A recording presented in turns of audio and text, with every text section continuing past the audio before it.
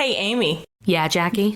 Wait till you see what I have for you today. Oh, my. Get on out here, Jessica P! Sweep, sweep, flip, flip, flip, flip, flip, flip, flip, flip. Look at all those backflips. Incredible. And who's that coming next? It's Spry Wonder Hog. Triple axel in the mid of the air? Holy cannoli! Landing on all four hooves flawlessly. Yes! Landing on their knees, too. Damn! And wait a second. What is this?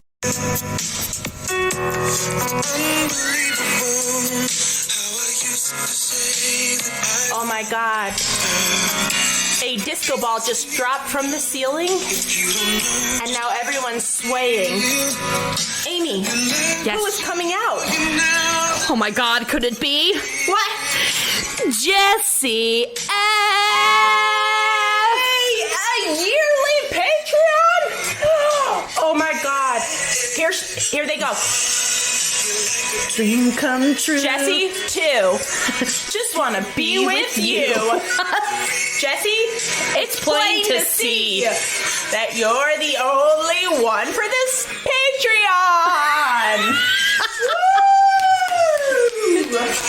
Thank you, everyone, for joining the Patreon and supporting us. Bye.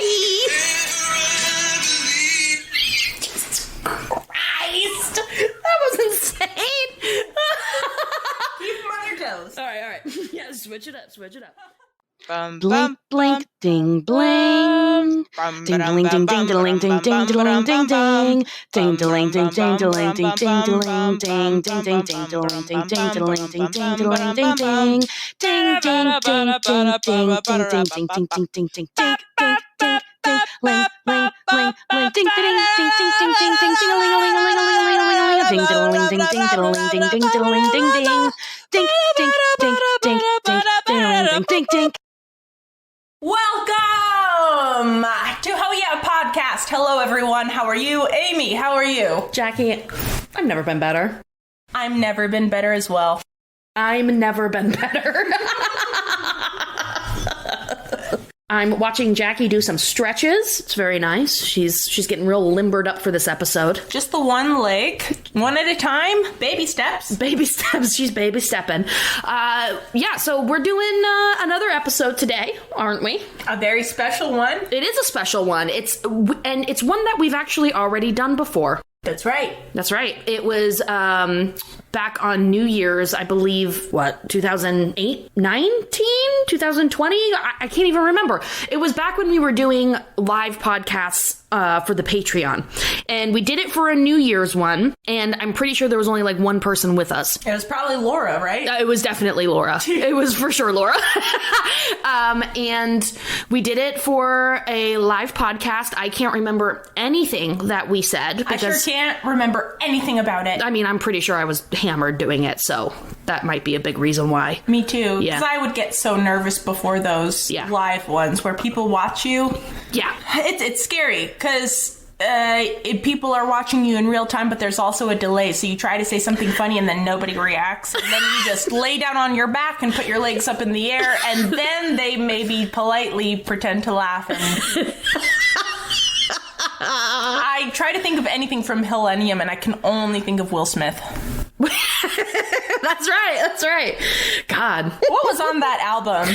Oh, you know what? Well, now Getting jiggy with it? Definitely. I mean, he had like one album, right? Or he had songs that came out, but he had so many albums. No, did he? Yeah, he did. My God. I mean, even if you're not counting back when he was with DJ Jazzy Jeff, he definitely had multiple albums. Oh my God, you're so right. I'm such an asshole. It's okay.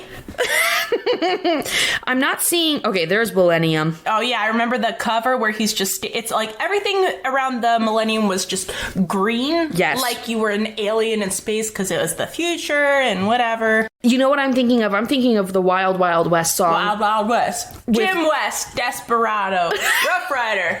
I don't know. I don't know the rest of it. Anywho, so we're going to be doing Hillennium again for the first time.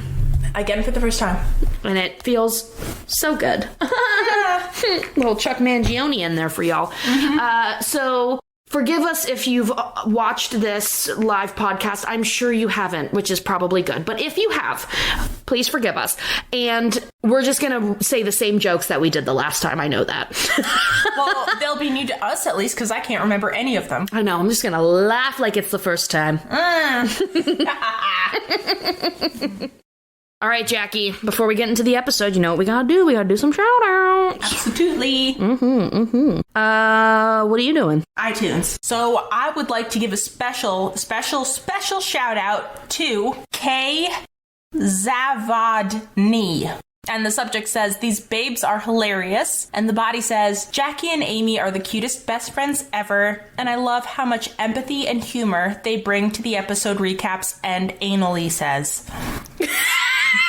What? Analyses, Jackie. Potato. Yeah. I just became a Patreon. Woo! And I couldn't be more excited. Love this podcast. Thank you, Kay Zavadny. Thank you so much, Kate. What is it? Zavadny is what I assume it is. Thank you. Thank you so much. Ugh, we love those reviews. Now, I also have I have a Patreon one. Okay. Do tell? I shall. Just give me a minute. Why don't you? So, we actually got a message on our Patreon from Jessica P., who you might have heard from earlier in this Jessica episode. Precious. And they sent us a lovely message. And it says, to Amy and Jackie with love.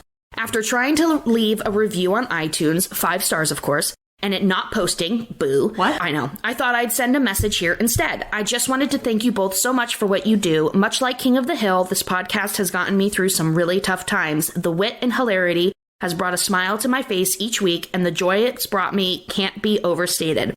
My ex actually got me into King of the Hill and the podcast, and no, I don't want to talk about either. Oh. And both have been long-lasting gifts that have brought me so much joy.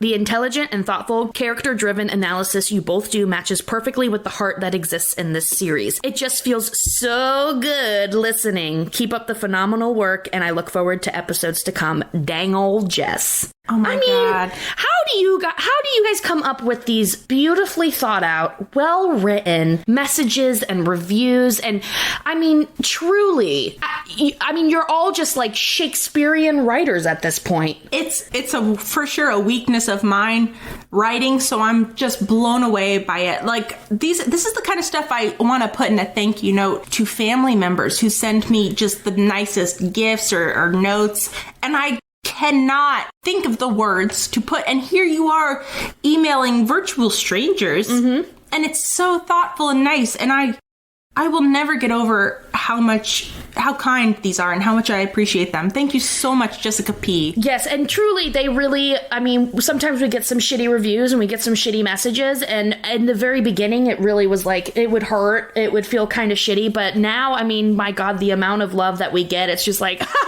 go fucking suck one. I do not care anymore. I know, and most of the shitty ones we get now, you can kind of see, like, it's coming from a place of pain, and it probably really has nothing to do with us. Yeah. So, thank you so much, Jessica. Thank you, Kay Zadovani. We are very appreciative. So, Jackie, you just found your notes? I did. Yeah. Full disclosure, I did not watch this episode in preparation. I knew it. I knew it. I almost didn't either. So I don't remember a lot from this episode. It's all coming back to me as I'm reading the notes I took over a year ago. So I'm excited to relive this episode through your retelling. So. All right, let's do it. Okay. So we're doing Hillennium, everyone. Mm-hmm. Season 4, episode 10. Air date, December 19, 1999. Ooh. Y2K. Christmas is days away and Hank is shopping for a tree for the year. He's at like a local Christmas tree place and it's run by a man that I admire truly, Chappie. Agreed. Yeah, Chappie kind of rules. He's who I want to be, but could never amount to. I could never live off the grid. I could never live without electricity or running water or, easy access to a bar. I just couldn't. I will say, Will just finished up an entire season of this new show. I think it's on Netflix. It's called Alone. Yes. And it's just people being dropped out into the wilderness with nothing, and just whoever survives the longest wins. And it is pretty hard. I know. I watched that show, and I was like, I would last 3 days, maybe. I would encounter a splinter and be like, help! There was one guy towards the end, I think he was like one of the final 3 or 4, where he had built a shelter for himself. He had, managed to survive, kill animals, do whatever. And something happened. He was cooking food for himself and he accidentally caught his shelter on fire.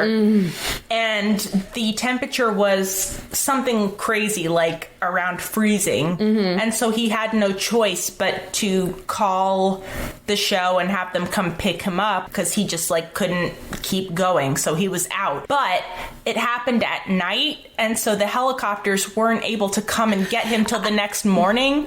So he was just trapped. They were just like, you just have to survive the rest of the night until we can come get you tomorrow. And I mean, like, truly terrifying. How horrifying. Like, you just think, all right, if worse comes to worse, I'll call, they'll come get me.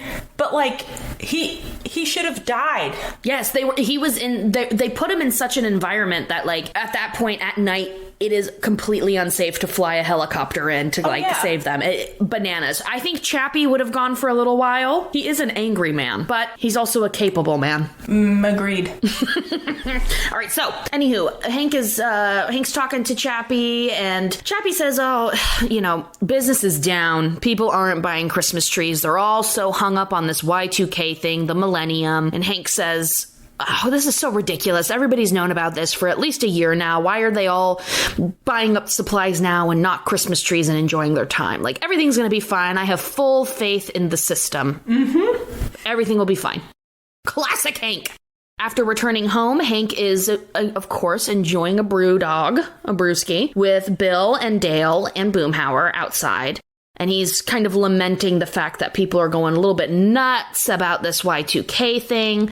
And Dale shares that he went to the Army surplus store to buy some supplies, to buy something. And Hank says, like, what'd you get, a fucking tank? Ha ha. And Dale's like, ha ha, I bought an American flag decal. And instead of Hank immediately questioning this, because Dale, of all people, he's like, good for you. Good for you. It's only taken 2,000 years, but now you're finally getting it. You should put your trust in the government.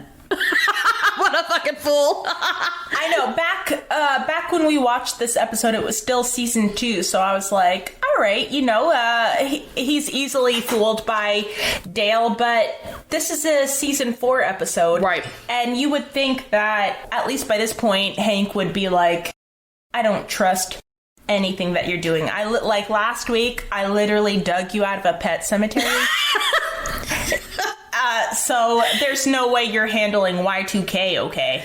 That's what I was like, this is so unbelievable that Hank would immediately accept this story from Dale. Yeah. Anywho, he does, and he thinks, well, at least Dale's got his head on right. Everybody else is going wacky. If that's what you're thinking, question. You should immediately question yourself. Everyone else is crazy, but Dale is okay. Dale's right on the money here. All right, let's see. And of course, Hank's confidences in Dale are misplaced because we very shortly see afterwards that Dale has been hoarding supplies. He's got tons of breakfast bars. He's got kegs of Mountain Dew. He's got all the cigarettes his heart desires. It kind of seems like a fucking perfect setup, honestly. His basement is stocked and prepared. It looks like a dream, truly. Mm-hmm. Like, he's been to Costco so many times. All of those cigarettes. So many. For all of his preparation, for like all of the cigarettes, all of the kegs of Mountain Dew. And yet he only has one gerbil and one hamster. Just one of each. At least get 2 rabbits. Those things are gonna procreate like nuts. Or a chicken. Just a chicken. Have some eggs, Christ. Anyway, he's pretty well prepared, more than anybody else on Rainy Street at this point. So the Hills, they're not super worried about this. They're focusing on Christmas. They all head to Megalomart to get probably like their roast beast for their Christmas din-din. And their hoo hash. Exactly. And they all head to Megalomart, and everybody there is in full-on panic mode. They're buying up all of the toilet paper. Can you believe it? Can you believe that we've actually been through this? They're buying all the toilet paper. They're buying all of the supplies, the water, the food, whatever. I remember when we were first recording this and we're like, it's like when there's a hurricane. And it's like, oh, well, now it's when there's a worldwide fucking pandemic. Yeah, and I remember like when the pandemic started and everyone was buying toilet paper, bidets really did take off. I know, they sure did. They're like, we don't need toilet paper. We'll just throw some water on our assholes. And how true you were. This episode is... toilet paper is a hot topic in this episode. I cannot wait to go off on a rant. Oh, Miss Bidet is going to go on a rant about TP, everybody. Hold on. So while all of this is happening, the customers at Megalomart are going wild. Bobby's like, I'm seeing toilet paper flying off the shelves. What about my brand? I've got to have the perfect butthole paper for my sensitive beehole. Peggy starts to get freaked out. She's like, well, if the computers are down, what about my musings, my K-Pro? Is my K-Pro going to be okay? And one of the customers is just like, K-Pro.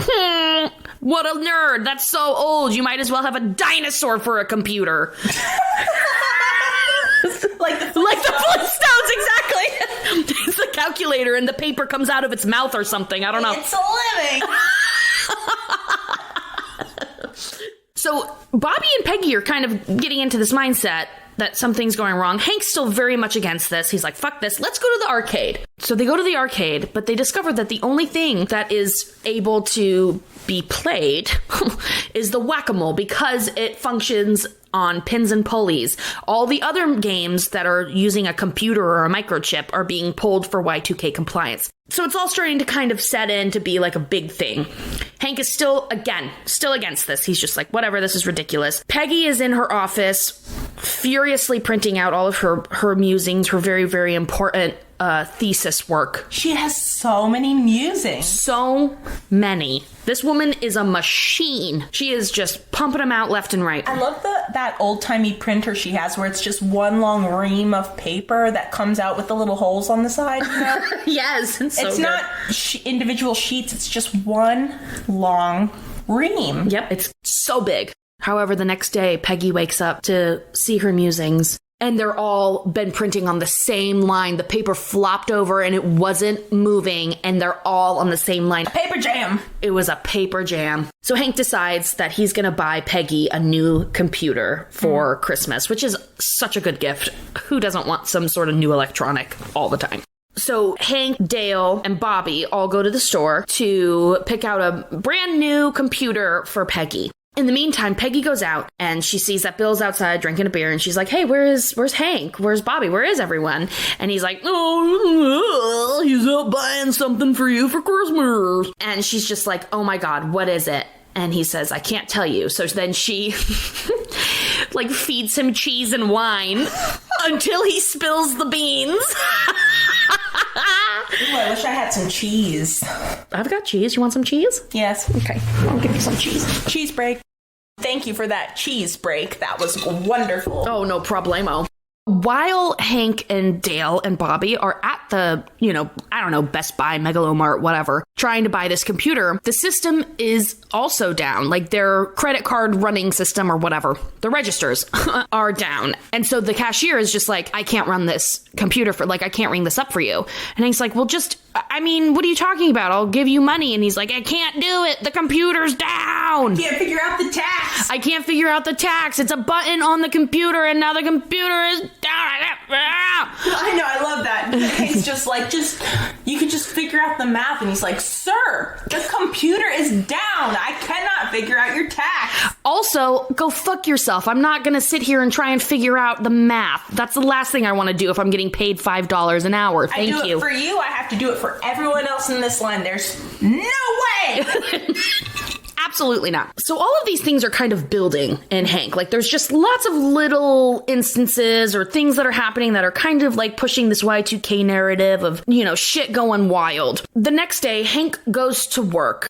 He's at Strickland Propane, and he's there bright and early, and there is a mob outside, and Hank looks kind of excited about it. Truly, he's kind of like, all right, let's do this. And he turns to Buck, and he's like, I hope you took your heart pills. Yeah. It's gonna be a busy day. And Buck's like, no, it won't, because I am skedaddling with Debbie and a bunch of propane, and we're gonna go ride out the apocalypse. The apocalypse. Apocalypse. I'm gonna leave. To hell with Miss Liz, I guess. I know. Oh, Miss Liz, hope you make it. Yeah. See you in 2 weeks. What the fuck? So, honestly, that sounds like a fun time. Like 2 weeks in the middle of nowhere with a bunch of propane, and I assume a shitload of booze and maybe Coke. And probably peanuts for stamina. What? Because of the protein. Protein and peanuts? Yeah. For your penis? No, I just mean, you're trying to survive. You just need, some Gatorade, peanuts for protein, cocaine, and that's it. You're good. That's true. You're so good at planning. Thank you. I'm gonna ride out the apocalypse with you. Yeah. It's a good luck, Will. So Buck is gone.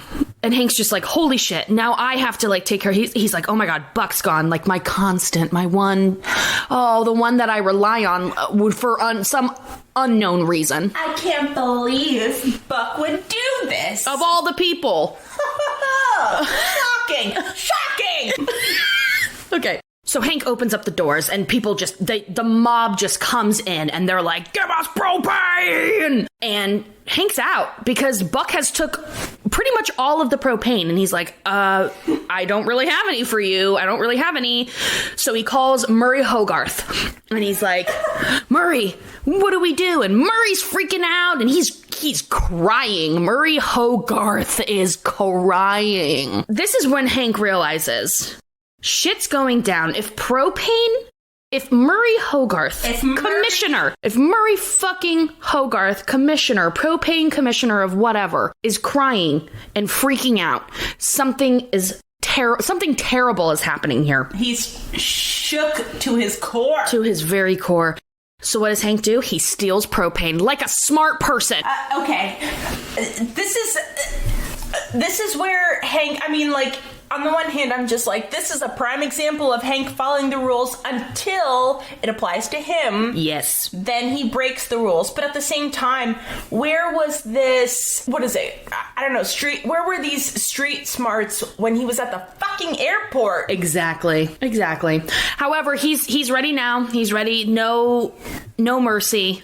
Gotta save my fam. He steals the 3 propane tanks that are left at work and just fucking skedaddles. He's out of there. So he's pretty freaked out at this point. In the meantime, we see Dale go down to his think tank, aka the basement, and it's flooded. His supplies are ruined. Puff Puff has betrayed him.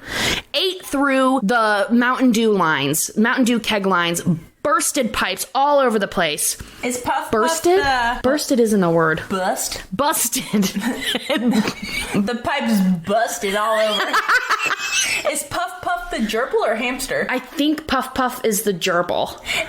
By this point, isn't Hank is freaking out, but Dale is still maintaining the appearance of I'm not concerned, right? And so he's like, yes. That fool, that idiot should have prepared, and then he goes into his basement. Is that where we are? Right, yes. So this whole time Dale has been oh, I know, people are so dumb, and people shouldn't be hoarding, and the one who does hoard will have unreasonable power. So in his mind, Dale has like crazy power because he's got just kegs of Mountain Dew and cigarettes. Which honestly, if I was in an apocalypse, I'd be like, I'll do whatever you want. Honestly, if I was preparing for the apocalypse, I might stock up on cigarettes too, because who the hell cares? Because at that point, who gives a fuck if I get lung cancer? Well, I don't want to say it. Take it back. I take it back. Because at that point, I'm going to want a cig. And yeah, in the apocalypse, let's we don't promote smoking on this podcast unless it is the apocalypse. I feel comfortable saying, like, go for it. You know what? Apocalypse rules. These are the rules for the apocalypse: cocaine, propane, cigarettes, Mountain Dew. All you can eat. Same rules for the airport apply for the apocalypse. Yes. Anyway, okay. So Dale has gone down to his basement and all of his food, his cigarettes, his Mountain Dew is gone. Ruined. So he is in full freak out mode, and he runs over to the Hills house, and he is just like, and he bursts in, and Hank's like, oh, thank God, at least somebody who has some common sense. And Dale's just like, shut the fuck up. Everything I own is gone, and we're fucked now because I had all this prepared and it's gone. And Hank's just like, oh, come on, I thought that you were better than this. And Dale's like, grow up, Hank. He's like, wait, get a grip. You think I was better than this? No. I've spent my whole life trying to get over on people. So at this point, now Dale and Hank are buddies in the apocalypse, and they're just like, what do we got to do? They're like, well, we need to get supplies. We got to get fucking supplies. They're like, okay, I know who we need to talk to. Yeah. And they go to Chappie. Chappie! Old fucking Chappie. And Chappie's just like, here's what you got to do. And Dale is just like, no, this man is out of his goddamn mind. Here's what we need to do. We need to get some meat and we need to get supplies. So Dale and Chappie go to a dog pound. Oh. Which is so disgusting. But they are like, I mean, honestly, at that point, you would eat a person if you were in an apocalypse, right? We always come back to eating people. I know that. But we don't condone cannibalism. But I mean, sometimes you have to do what you gotta do. I'd always love to get into it. I think I would, of course, it depends on the circumstance, but I think like I would be willing to eat dog meat over human meat. Oh, yeah. But I feel like I'd be more willing to kill a person than a dog. Yes. I agree with both of those statements. So I guess it would just depend on the circumstances. I would 100% kill a person before I kill the dog. Yeah, I mean, if somebody was just like, I have this dog meat here, would you like to eat this over your person meat? I'd be like, yeah, thank you. But if it was just like, I have a live dog and a live human baby, I'd be like, I'm killing that baby, of course. A baby! A baby would be much easier to kill than a dog or a grown human. And it would be like veal, so succulent. I heard that babies taste best. Okay, wait. Based on that movie, Snowpiercer, I heard babies taste best. What the fuck? Okay, we're not gonna get into that, but I guess theoretically I would eat a baby. And I don't think they care about dying. They don't know. They don't care. They don't have that fear. Yeah. Hecky, this has gone so wildly out of control. Just like Y2K. I'm sorry, everyone. These are the questions you need to ask yourself. Look, nobody wants to have an answer to this. We don't want to have an answer about whether or not we would eat babies, but sometimes you have to do what you don't want to do. Yeah, I don't want to eat a baby, but if you're putting me in a position, I'm gonna eat the baby. So Hank is in just full-on freak-out mode. He sells his power drill to a fool for a sack of corn. And he also ends up buying terrible presents for Peggy and Luann. Gets Bobby exactly what he wanted, which was just toilet paper. Mm-hmm. Which, all right, thank you. Quilted, right? Yeah, aloe vera, too. Oh, hell yeah. So soothing. So the next day, they're all opening up their presents, and everybody's just so excited, and it turns out that Luann gets a fucking laundry mangle. Which, rude and sexist, thank you. Extremely. Yeah.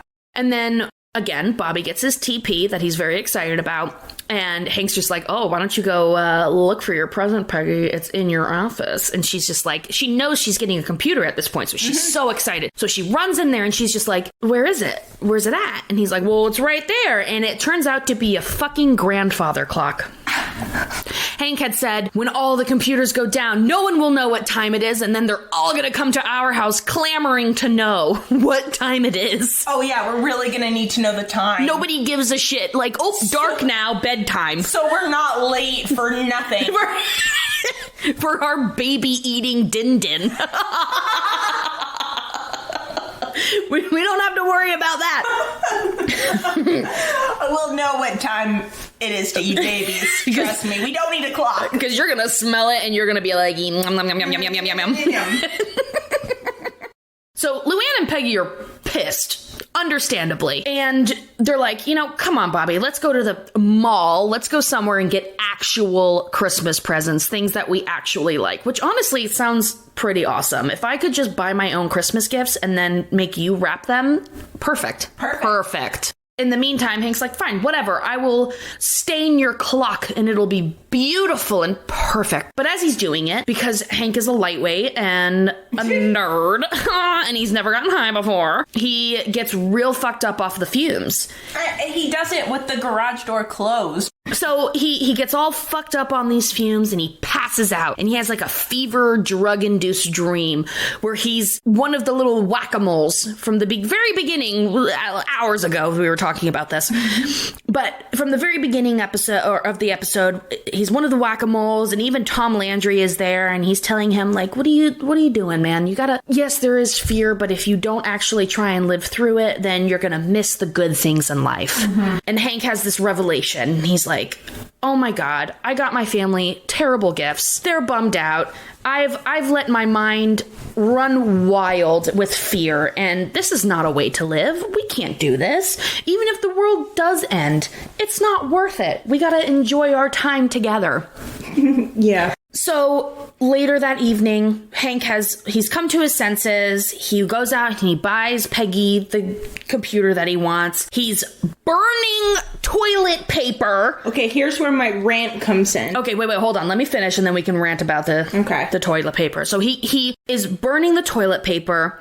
He has Peggy burn the clock, which that's a beautiful clock. Come on. There's no need to actually burn that thing. It was probably an antique. Resell it. All right? Anyway. They burn everything. And the moral of the story is like, oh, your time with your family is the most important, and don't get caught up in all this conspiracy theory bullshit, which really, I mean, God, this last year has really proven that whole fucking theory. And you're right, King of the Hill. Yeah, it turns out you're right, King of the Hill, except for the burning toilet paper part. Yeah, don't do that. All right, that's the episode. Yay! Holy shit! All right, Jackie, please get close to the microphone. She's just laying on my bed as far away as possible. I love a good off-mic voice. No! I do love that. We need you close. You're the co-host, you goof. Well, I'm here now. Okay. Tell us about your toilet paper rant.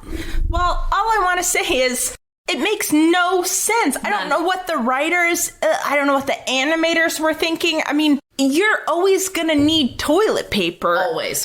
Even if you get a bidet, but you happen to have toilet paper, you can just use it. There's no reason to burn it. It's crazy. You have a lifetime supply of toilet paper. I know. It's supposed to be the symbolic thing. And what's the symbol? You're burning actual cash? Okay. It's nuts. Yeah. It's crazy. There's no reason. Remember when people were like fist fighting over toilet paper?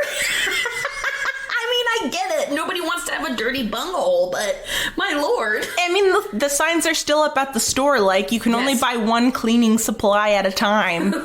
Like, Jesus, okay, sorry. And, how naive I was when the pandemic first started, when it was sold out in stores. And I remember thinking, like, no problem, I'll just get it on Amazon. Like a complete asshole. Yep. And then it wasn't available. And then we're all taking showers every time we take a D. I know. But don't worry, all of our bees are fine now. They're so good. They've never been better. So that's just ridiculous that they would burn a mountain of toilet paper that they had accumulated. I agree.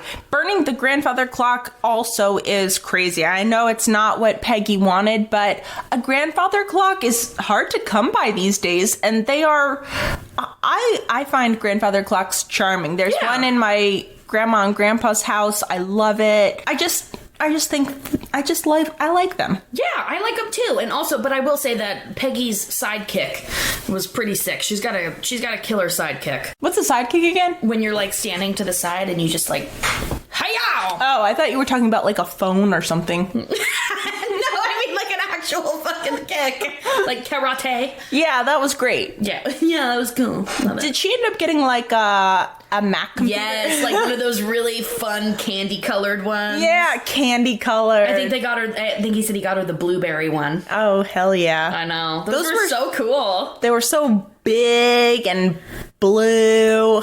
And they were like the first all-in-one computer. Oh man, the computer's inside. Inside the computer? Of course, I'll never forget that. Zoolander. Okay, so now to my regular notes, and this will be fun as I'm reading them for the first time since I wrote them over a year ago. So, first note I wrote down, David Herman is back, and he plays Big Terry. Who? Who is right? Okay. You are on the wrong...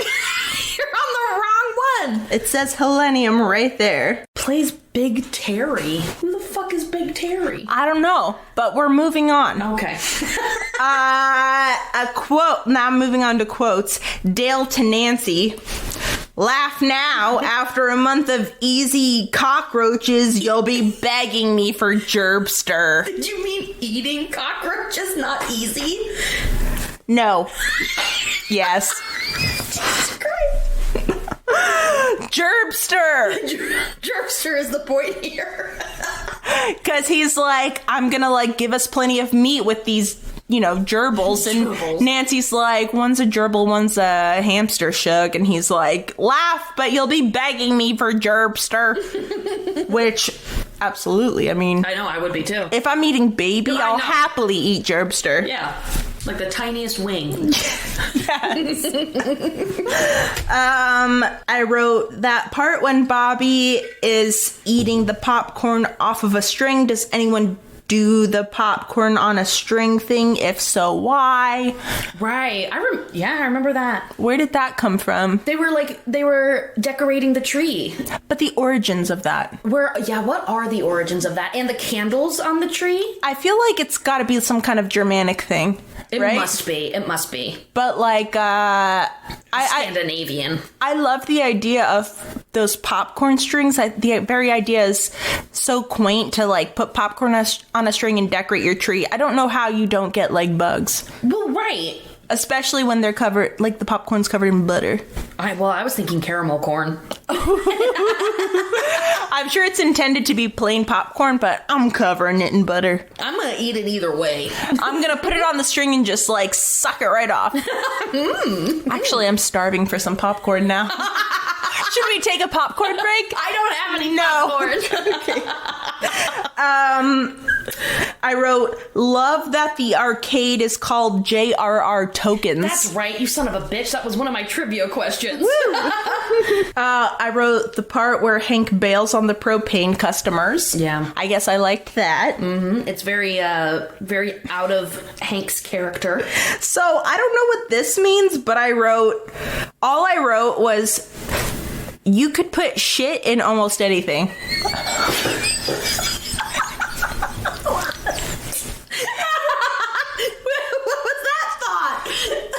I don't know. So I guess you could. Like in any sentence? I don't know. Or like an actual dump in anything. Or like in a Tupperware box? I poop in an outhouse? Was that part of it? I don't know. Who knows? Maybe the listener comments will explain that further. Maybe so. Hank as a gopher I love. No, so cute. Or a mole, whatever it is, a whack-a-mole. So precious. And the last note I wrote was, you know, it's easy to look back and laugh at all the people that over-prepared for Y2K, but... And we're 21 years away from Y2K now, but... Oh my god. What if it... Holy shit. Oh my god. Okay, wow. All right. Yeah. Yeah. Fuck. It's been a while. But what if it did go wrong? Where would we be now? Dead? Probably dead. I don't know. All fat from baby veal. Oh, we'd be so full on baby meat. Yeah, that's... I don't know. It's interesting to think about. Like what would have happened? The computers would have gone down, and then what? We all had to pay with cash? Gross. Would you... How long do you think that you would survive in an apocalypse? It depends on the apocalypse. I mean, like, is it a nuclear fallout? Is it the computers have gone down, or we don't have electricity, but, like, there's, you know, other than that, there's no, like... nuclear radioactive waves or zombies? Well, no zombies or anything like that, but let's say it's just a typical apocalypse. Just your run-of-the-mill, your old-fashioned apocalypse where just nothing works, society breaks down. Because guaranteed, if nothing works, society will break down. People are going to end up murdering each other en masse. So... how long do you think you would last? I guess it depends on where I'm living and the people around me. I don't know. I feel like people at a certain... like, people will just naturally follow. It's like when electricity goes out in a town and the stoplights don't work, so people just default to, you know, waiting for every other person to go before they go. I feel like that would last... in a lot of different areas for a while. Mm-hmm. And then, I don't know, it could either go the way of people just completely go nuts, or people form their own vigilante groups and people become very involved in just their little communities, because that's like the only thing you can really defend or control. Availability of food then also becomes an issue. That'll decide when we start eating the babies. I don't know. What do you think? I don't think I'd last long. It would not be very long. I would probably give up very quickly. I don't know. I go back and forth between being like, I would try to learn how to shoot things very well. But also, I know my physical limits. And like, if people are like, we have to walk 50 miles today, I'd be like, well, I'll catch up. And then I wouldn't, and I would just die. I would just, like, die in the woods. I think it depends. Like, if there's some sort of zombie thing or a virus, I've always believed I would die in the first wave. Yeah, me too. Like, I would even run towards it, like, what is that? What is that? And then I would run right at it and die immediately. But, like... If it's just a matter of, like, we don't have electricity or running water, everyone's just kind of stuck, then it's like, fuck, now we have to find our goddamn radio. Right. And Will's gonna have to somehow rig up his bike to power the radio. Damn. Then I think I'll be okay, but I'll be pissed about it. Like, why couldn't I have died in the first wave? Now I have to deal with this. Right.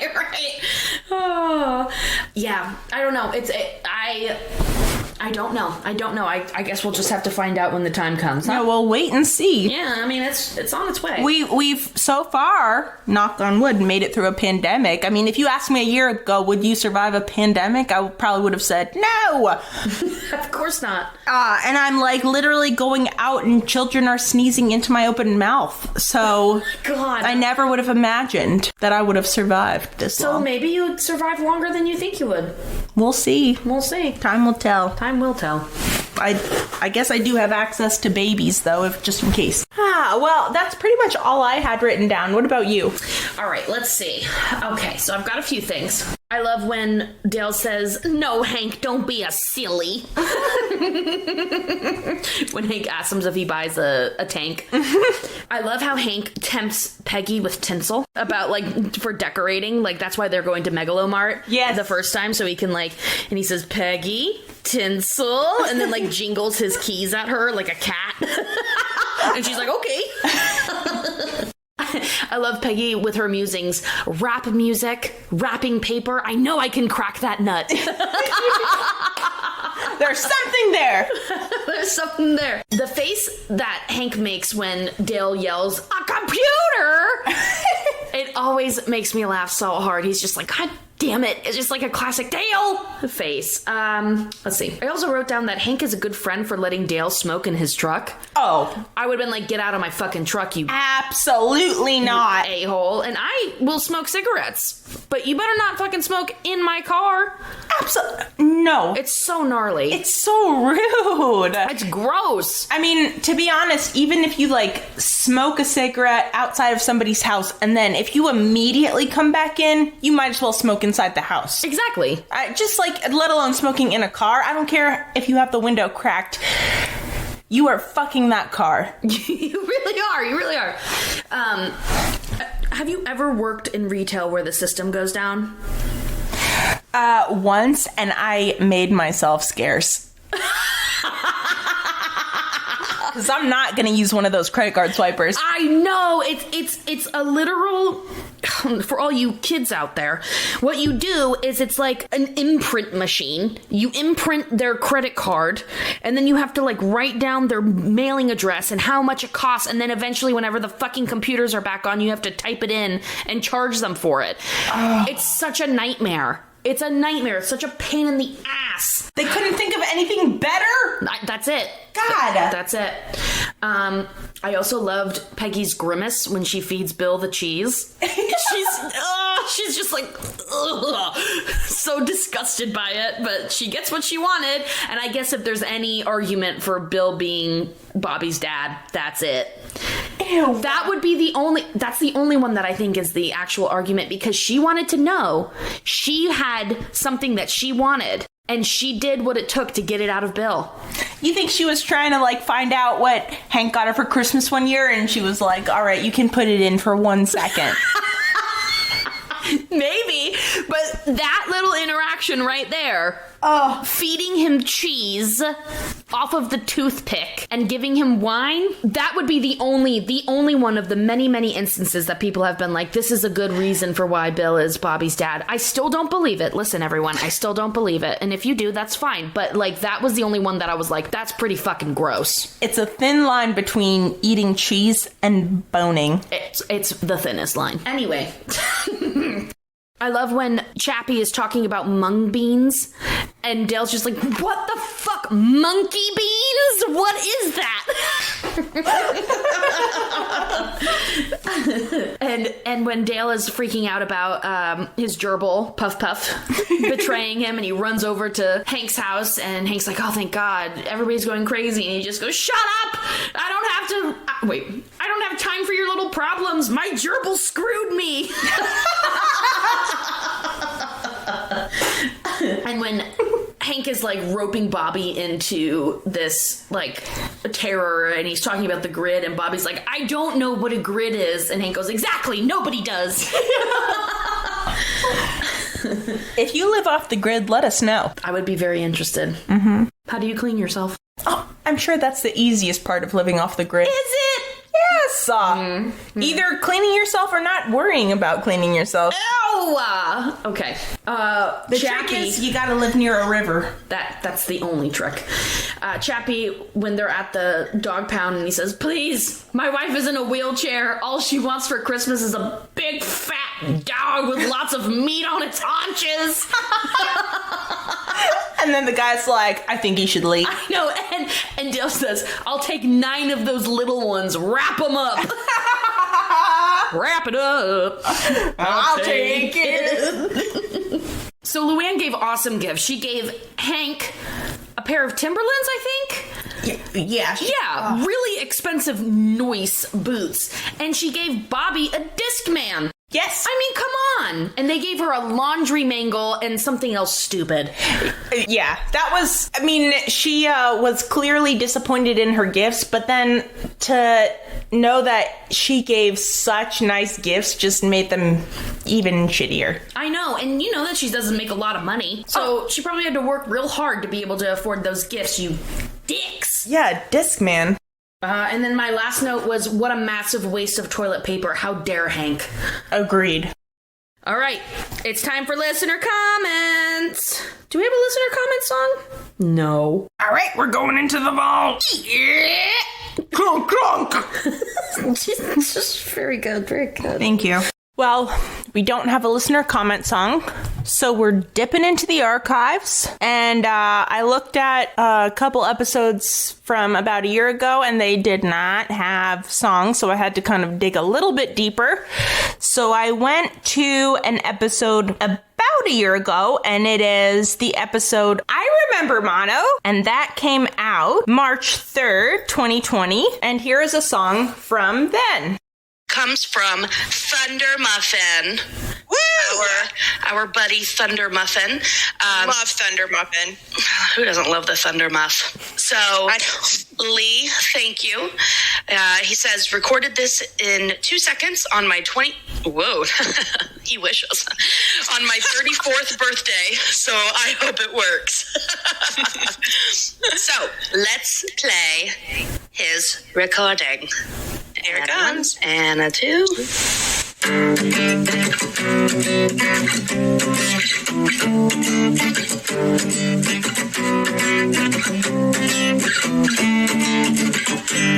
Listener comments. Oh yeah. Oh yeah. Wow. Perfection.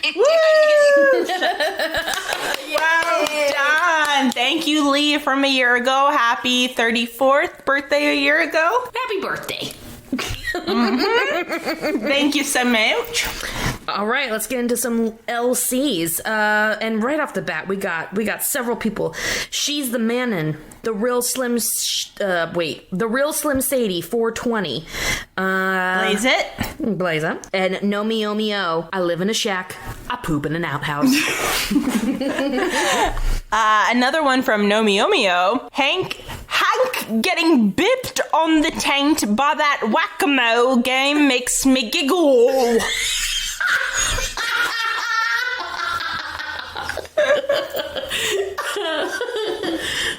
Caveman Rock says, let the grid go down, Lord. I don't need it. Chappie is my hero. Yeah. I wish I could be like him. We should all strive to be a little bit like Chappie. I wish I could make cornbread like him. Not fully like Chappie, but not as angry, right? Right, no. The anger can go away. But as resourceful. Yes, yes. By Simply Hillary 420, blaze it. I live for Hank being gone off the varnish fumes. Is that aches real nice? No. My pussy aches real nice? That's not it. I'm sorry. It's Aches Hire Alice. Shire Alice. Anyway, Bobby riding in the back of Hank's pickup truck, unrestrained, signaled the end of the 90s.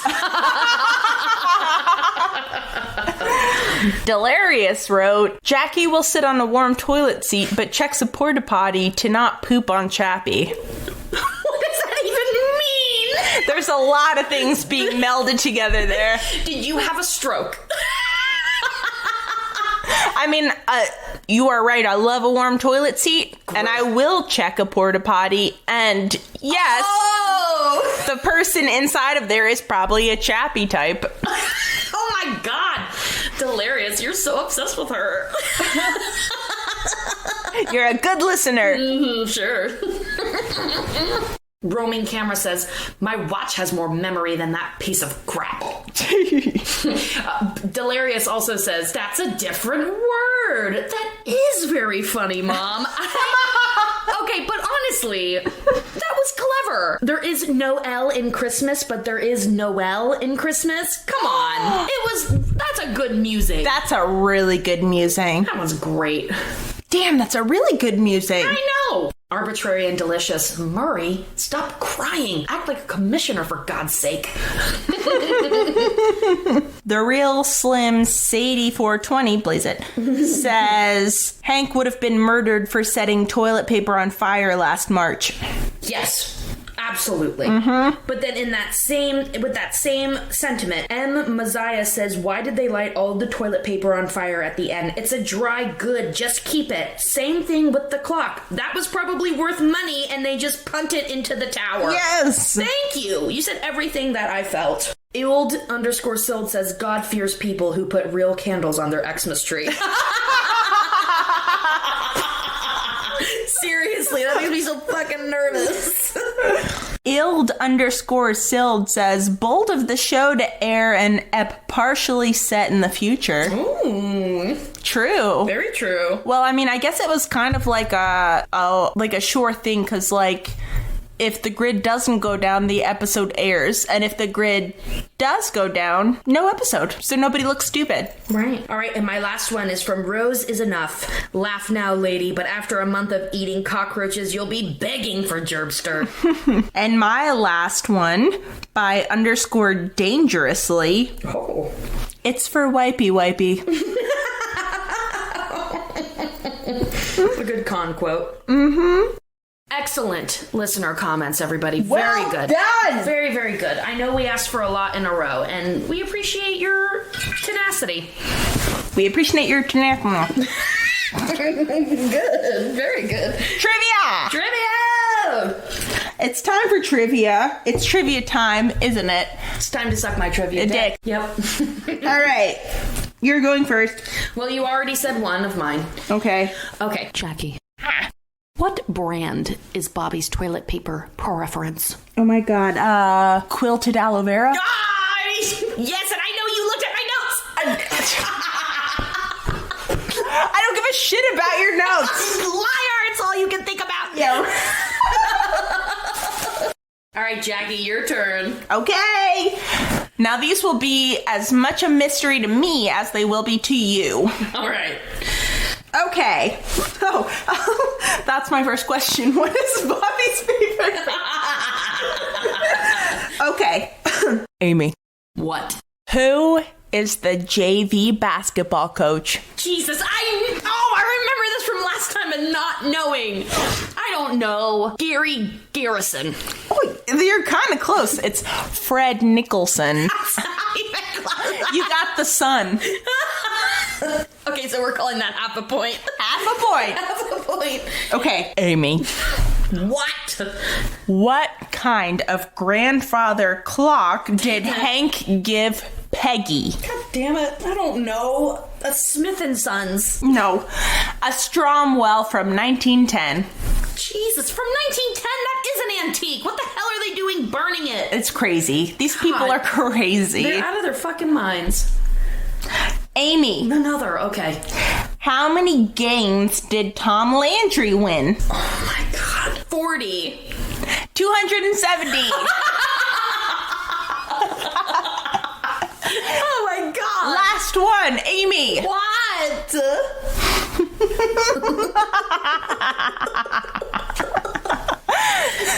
What time does Hank start? I remember this one too. What time does Hank start varnishing his clock? 1:20 p.m. 8:46. God damn it. That's when you were like really going hard on Yeah, trivia. that was back then. Those were unfair. I would never do that now. Well, you win, so congratulations. Yay! I hope you enjoy it. What's the next episode? Old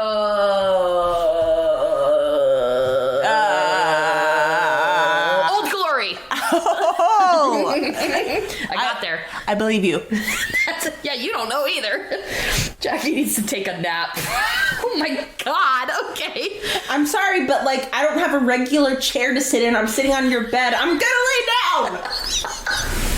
You can't be trusted in squeaky chair.